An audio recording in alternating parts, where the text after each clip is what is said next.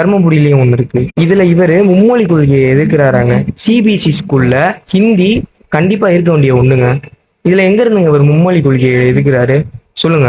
இப்போ ஷோ பண்ற இமேஜ் அவர் ஸ்கூல்ல வாங்குற ஃபீஸ் ஸ்ட்ரக்சர் தாங்க. இது வெறும் 7th வரையும் இருக்க ஃபீஸ் ஸ்ட்ரக்சர் தான். இன்னும் 8th to 12th இருக்கு.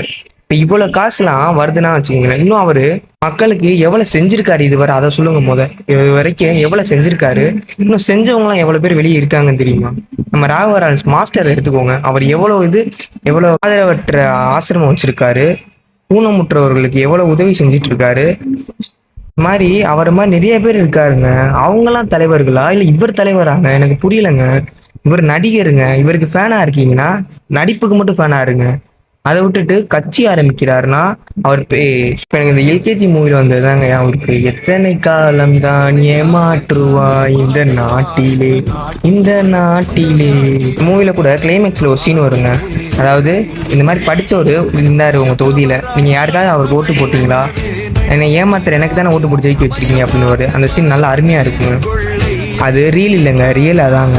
இப்போ நம்ம நாட்டு நிலைமை அதாங்க.